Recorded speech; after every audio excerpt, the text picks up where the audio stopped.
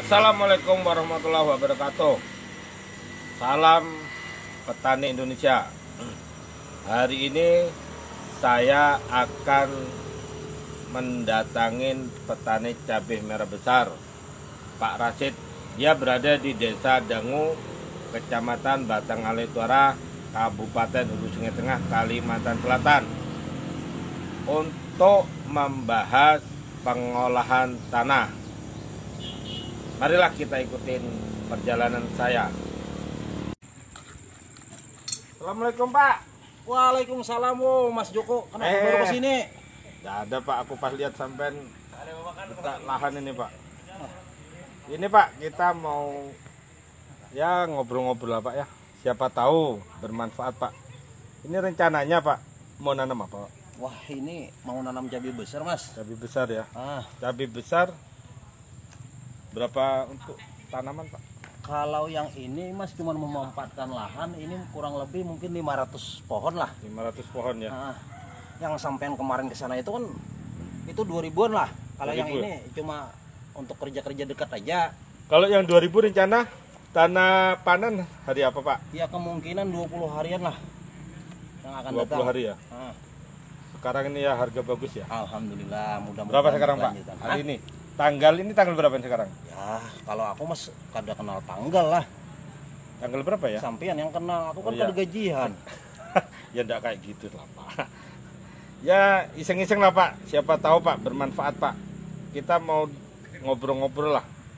Mungkin bisa bermanfaat untuk petani yang lain. Oh iya iya, lanjut. Kita ingin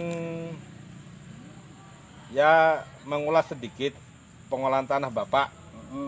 Ini kan cabai merah besar untuk tanaman 500 ya. Ya. Di situ kan mungkin Bapak tahulah mau pakai apa pengolahan tanahnya Nah, supaya oke, oke. petani yang lain, Pak, bisa mengikuti atau menambah wawasan. Pengolahan tanah, Pak, ya.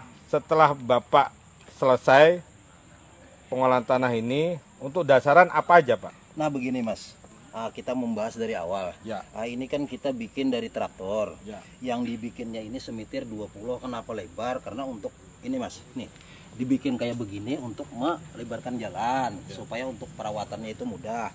Kemudian bidingan ini kenapa dirumbak begini? Nah karena bidingan ini dibikin seperti ini nih. Nah jadi dia agak melengkung supaya kenapa di saat air hujan dia langsung turun ke dasaran bawah. Nah itu satu. Yang kedua Mas, ini nanti setelah habis kayak begini kita kasih kapur pertama. Ya, kapur habis pertama. 1 minggu pengapuran kita ini Mas, loh nih nah Oh ya. kita tes pH-nya. Oh ini ya.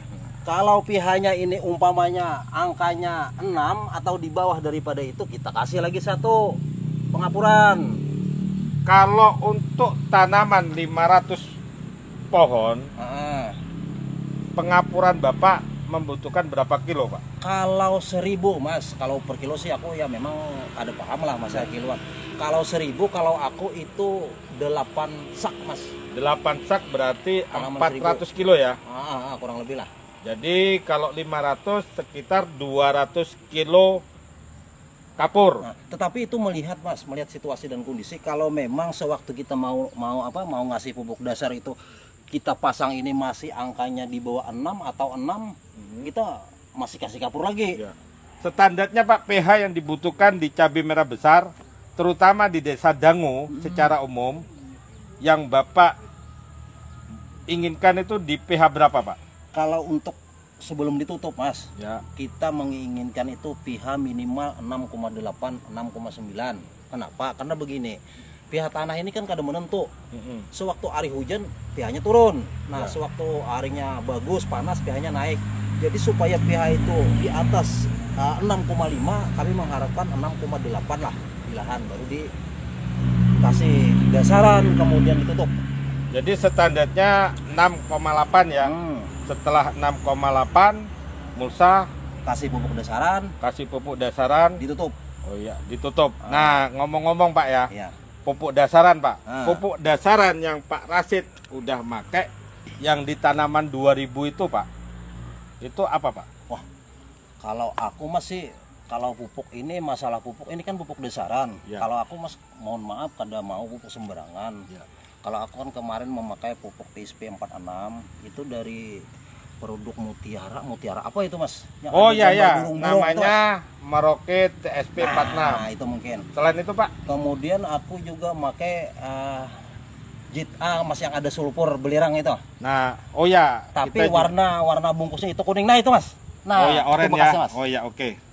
Jadi ya mau melihat secara detailnya jarak antara kanan kirinya tanah untuk apa? Untuk penutupan mulsa dan lubang untuk jalur atau jalannya. Gini mas. Ya. Kalau punya aku, ini mas punya aku, pengalaman aku ini ku bikin 90. Kalau jalan ini nanti ku bikin semeter 20. Nah, kalau ini nanti habis pengapuran, Ya. habis ku pasang pupuk dasar, gini mas. Ini mohon maaf, ini memang pengalaman di lapangan. Ya. Kita memang kada paham masalah ininya.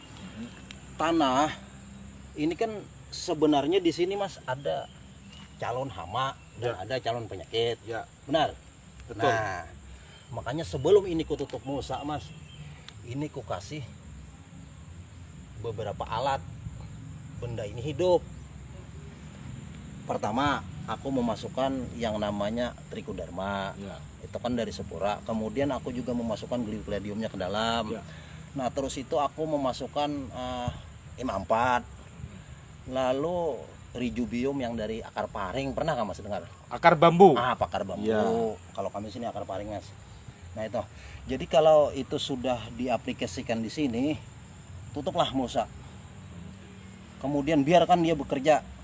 Kalau sudah ditutup mulsa, kita nyemai mas. Pengapuran dulu Pak ya. Ah. Mungkin petani ini ada yang bertanya-tanya Pak.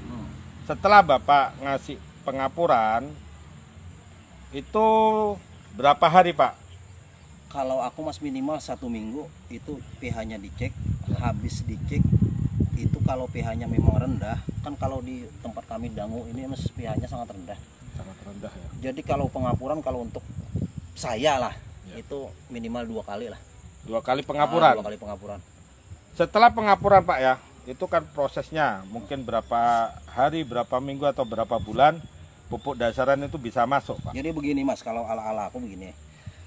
Kalau setelah kapur 2 kali pH-nya sudah oke, masukkan pupuk dasar. Ya. Sebelum kena hujan, tutup sudah mulsa. Itu kalau aku, tetapi mau nutup mulsa itu dikasih lah. Kalau kami di sini bilangnya Agin Hayati itu mas. Nah dikasih lah itulah dulu. Ya, ya, ya. Habis itu tutup. Biarkan 1 bulan dia kerja di dalam. 1 bulan mulsa udah ditutup ya. Nah, lubang jangan dikasih. Ya.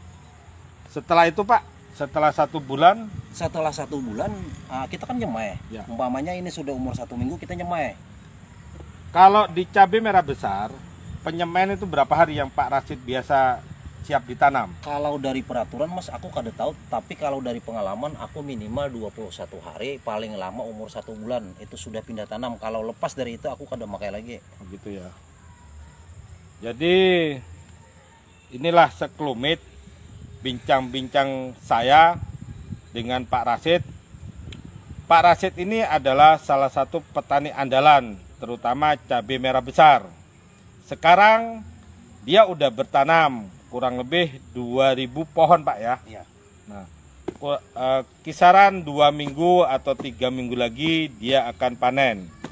Nanti ada waktu kita bisa aja langsung ke hamparan cabai merah besarnya. Pada kesempatan kali ini, kenapa kita ingin mengajak berdiskusi dengan beliau? Sebab petani banyak yang tanya, terutama petani-petani pemula yang mau belajar. Selama ini daerah kami dominannya tanaman padi ya Pak ya. Kebanyakan lah. Nah, kebanyakan tanaman padi. Kenapa kita ingin mencari motivasi ke tanaman yang sukses, terutama Pak Rasid? Pak Rasid ini adalah salah satu petani cabai